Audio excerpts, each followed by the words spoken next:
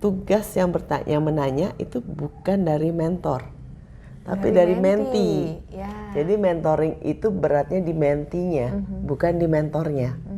Jadi kalau kita tipsnya untuk jadi mentor yang baik adalah kita terbuka dengan segala macam pertanyaan. Oke. Kita jawab sejujur-jujurnya, kita pakai kasus-kasus pengalaman kita, itu kita share seapa adanya. Itu adalah tugas mentor. Tetapi tugas menti itu yang ngeset pertanyaannya apa. Karena beda ya antara mentoring sama coaching. Gitu. Kalau mentoring itu kan kita sharing. Kalau coaching itu kita punya tanggung jawab agar dia berhasil. Mentor nggak punya tanggung jawab tersebut. Mentor hanya punya tanggung jawab, I'm gonna share my knowledge. Kalau memang ada network yang diperlukan, I'm gonna share it too. Tapi I'm not responsible for your success. Beda tuh. Smart Business. Hai Smart Listener, senang sekali bisa jumpa lagi dalam podcast Smart Business, dan kali ini kita membahas satu hal yang mungkin sudah sering diperbincangkan gitu dalam Smart FM, yaitu mentor. Sepenting apa kita punya mentor dalam bisnis, dan bagaimana ya caranya untuk bisa menjadi mentor yang pastinya luar biasa sehingga bisa menghasilkan bibit-bibit unggul juga untuk perusahaan. Audrey Juwana akan membahasnya dalam podcast Smart Business bersama Mbak Patricia Susanto. Hai Mbak Patricia. Hai Mbak, apa kabar? Sehat. Sehat selalu nih, kalau Mbak Juwana selalu. Audrey ini langsung ceria ya. Iya dong, Mbak Patricia juga semangat ya pastinya memberikan insight tentang how to be a good mentor in business. Nah ini kan mungkin orang-orang udah pada paham ya, katanya kan mentor penting gitu. Tapi sepenting apa sebenarnya untuk bisa menghasilkan generasi penerus, Mbak Pat? Sebenarnya kalau kita bilang kalau punya mentor tuh penting apa enggak gitu sih. Pasti kita bilangnya jawabannya penting gitu kan. Dan kita punya mentor boleh banyak loh, nggak cuma satu kan. Ada mentor kehidupan, mentor finansial, mentor bisnis, mentor macam-macam lah ya. Segala macam mentoring itu ada. Nah, yang susah itu kan how to be a mentor ya. Nyari mentor, belajar sama mentor mah gampang.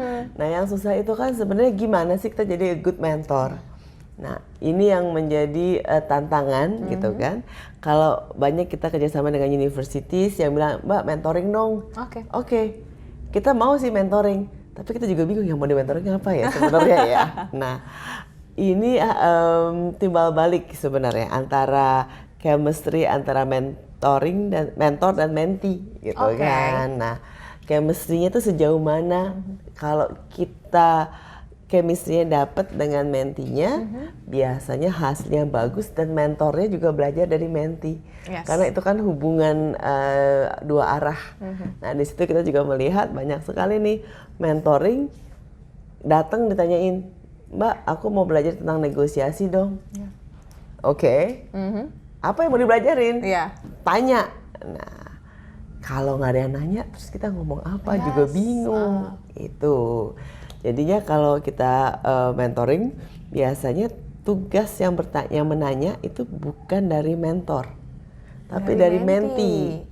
Jadi mentoring itu beratnya di mentinya, bukan di mentornya. Jadi kalau kita tipsnya untuk jadi mentor yang baik adalah kita terbuka dengan segala macam pertanyaan. Kita jawab sejujur-jujurnya, kita pakai kasus-kasus pengalaman kita, itu kita share seapa adanya. Itu adalah tugas mentor. Tetapi tugas menti itu yang ngeset pertanyaannya apa. Karena beda ya antara mentoring sama coaching. Gitu. Kalau mentoring itu kan kita sharing. Kalau coaching itu kita punya tanggung jawab agar dia berhasil.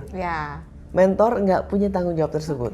Mentor hanya punya tanggung jawab, I'm gonna share my knowledge. Kalau memang ada network yang diperlukan, I'm gonna share it too. Tapi I'm not responsible for your success. Beda tuh. Ya, kalau kayak pelatih sepak bola itu kan dia bertanggung jawab ya. Bertanggung jawab untuk timnya menang gitu. Tapi kalau kita menti, kita nggak bertanggung jawab. Nah, jadi tugasnya memang banyak di mentinya. Kenapa banyak sekali bisnis mentor? Nah, bisnis mentor itu dan kita boleh punya bervariasi dan kita nanya. Nah, kita boleh nanya. Nah, tugas mentornya adalah untuk menjawab sejujur-jujurnya apa adanya, dan biasanya juga jangan kisah suksesnya aja yang diceritain. Gagal-gagalnya juga harus ya, Mbak Patrice ya. Sukses mah enaknya didengarnya ya, saya berhasil, saya begini begitu. Nah, gagalnya ini loh yang kadang-kadang kita harus overcome. Bagaimana sih kalau kita lagi down-nya, bagaimana kalau sudah setengah jalan, tiba-tiba kok ada penurunan. Nah, ini yang kita menjadi challenge untuk mentor kita mau berbagi apa enggak, seperti itu. Oke, challenge mau berbagi atau enggak gitu ya. Itu berarti menjadi dasar seseorang jika mungkin ditunjuk sebagai mentor atau mungkin ingin menjadi mentor harus terbuka dulu ya berarti Mbak Patrice ya? Benar itu. Jadi kalau jadi mentor itu banyak sekali challenge-nya bukan di dunia kerja. Challenge-nya adalah di hubungan rumah tangganya. Oke. Di hubungan dengan keluarga dan juga di hubungan dengan teman-temannya. Bagaimana banyak sekali mentor-mentor kita melihat, contohnya saya punya satu mentor yang bilang, yang selalu mengawali ceritanya dengan saya itu dulu sudah mau dicerain sama istri saya, gitu kan. Karena I'm so successful di tempat kerja, di perusahaan mah dia luar biasa, karirnya luar biasa, bisnisnya bagus. Di rumahnya berantakan. Dia bilang you cannot have it both ways. Nah, kalau kita mau di rumah tangganya juga berhasil, berarti saya ngorbanin waktu kerja. Kalau waktu kerja saya korbanin, saya nggak naik jabatan. Gimana nih? Nah, ini kan dilematis ya. Manusia cuma punya 24 jam. Bagaimana kita membaginya? Nah, hal-hal tersebut yang ternyata dia milih pekerjaan. Dia bilang, wah ternyata pilihan saya waktu itu tepat pada waktunya. Oke. Tetapi dampaknya banyak. Tapi kalau saya harus rewind, saya juga kemungkinan besar tetap akan mengambil keputusan yang sama. Kita tanya lagi kenapa? Boleh loh kita tidak sesuai dengan prinsip kehidupan kita dengan menti kita, boleh mentor kita boleh loh. Nah, di situ kita bisa berdebat. Wah, kalau saya nggak mau seperti itu, Pak, saya maunya begini, saya maunya balance. Ya, kalau kamu balance berarti kamu naker sendiri kesuksesanmu. Itu nggak apa-apa. Tugasnya menti juga terima aja, kan dia cerita ke tengah kehidupannya dia. Ya kita terima aja, kita dengerin, kita cerna, kita ambil yang bagus-bagusnya. Dia kita berikan kesempatan juga untuk sang mentor bercerita kegagalan-kegagalannya dan bagaimana dia overcome. Ada yang sudah overcome, ada yang belum overcome. Nah, itu kan perjalanan hidup masing-masing. Karena mentor kita biasanya juga punya mentor lagi. Nah, nggak selesai-selesai, ini kan endless cycle ya. Nah, yang menarik kadang-kadang adalah kalau saya ketemu dengan beberapa mentee saya belajar juga dari mereka. Bagaimana mereka mengambil keputusan, bagaimana mereka menghadapi tantangan sekarang yang mungkin di zamannya kita nggak ketemu gitu ya. Banyak ini sekarang mentee saya yang punya perusahaan startup juga mengatakan anak-anak buah gue tuh udah masuk ke krisis. Krisis apa? Quarter life crisis. Wah, itu topik baru kan. Kita zaman dulu kagak ada tuh quarter life crisis. Gitu ya. Mana ada. Nah, tapi itu setelah saya dalamin juga, oh ya memang ternyata ada. Jadi kita juga saling belajar. Hal-hal yang baru-baru itu kita belajar dari mereka juga mungkin belajar dari pengalaman, tapi mereka menghadapi sesuatu yang menjadi challenge juga yang setelah saya dalamin, oh ternyata memang ada juga di tempat kerja saya, di kantor saya juga menghadapi hal tersebut. Saya juga belajar dari dia bagaimana dia menghadapi handling karyawan menghadapi quarter life crisis. Jadi is two-way street lah kita bilangnya kalau mentoring itu. Oke. Tapi kalau dalam bisnis sendiri gitu Mbak Patrice, menjadi seorang mentor ini lebih banyak apa sih dipilihkah gitu ya? Atau mungkin misalnya ada mentee yang meminta izin gitu ya, boleh nggak mentoring saya? Atau justru memang terlihat dari pengalaman atau mungkin jabatan dan lain sebagainya? Sekarang kan karena mentoring ini lagi hits banget ya, banyak dari jalur formal. Ada universitas biasanya yang arrange untuk jadi mentor. Jadi saya dengan beberapa universitas mentoring, tapi juga ada yang informal, yang teman ke teman dari asosiasi, kita sering ketemu, kita sering sharing-sharing. Kemudian dari adik-adik teman saya yang nanya, boleh nggak sih Kak nanya? Ya boleh aja, ketemu sebulan sekali, secara rutin mereka nanya, mereka ada kasus, boleh nggak? Gitu. Jadinya kita natural aja ya jalannya. kadang-kadang nggak bilang, Kak aku jadi mentor saya ya, ya pasti kita jawabnya boleh nggak boleh nggak boleh ya. Tapi ada juga yang niat, ada yang nggak niat, gitu kan. Yang niat dia akan bilang setiap bulan dia akan kontak, yuk ngopi dong, ada waktu nggak kita diskusi sebentar nih, gitu. Ada juga yang progresnya nanya terus, ada yang udah hilang, gitu. Ya berarti kan nggak cocok ya, nggak apa-apa, sah-sah aja itu sih. Gitu. Oke, jadi PR juga sebenarnya menemukan mentor yang tepat ya, Mbak Beatrice ya? Menurut saya sih PR banget. Jadi kita harus ada chemistry-nya juga karena nggak setiap orang bisa jadi mentor kita. Kadang-kadang prinsip hidupnya dia nggak tepat, gitu kan. Tapi kadang-kadang kita melihat prinsip hidupnya dia nggak tepat, tapi kok dia bisa sukses banget. Nah itu juga menarik tuh. Kita belajar juga dari mereka, dari cita-cita mereka. Kalau bisa sih punya mentor yang bervariasi ya. Ada yang dari professional life, ada yang dari bisnis, ada yang dari keluarga, ada yang dari spiritual juga, gitu. Oke, mungkin sedikit ke menti gitu ya, Mbak Beatrice.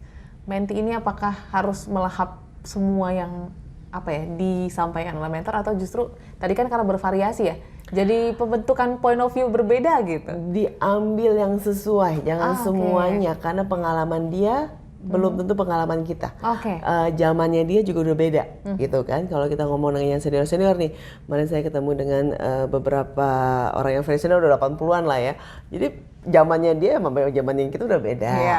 Challenge-nya sudah berbeda, tapi yang menarik adalah bagaimana mereka menghadapi tantangan tersebut atau dia punya ide-ide yang di zamannya nggak laku, tapi sekarang jadi laku. Nah, itu boleh tuh diambil. Jadi sesuai dengan keperluan kita. Jangan semuanya langsung diambil atau langsung ditiru ya, karena itu pasti nggak akan sesuai.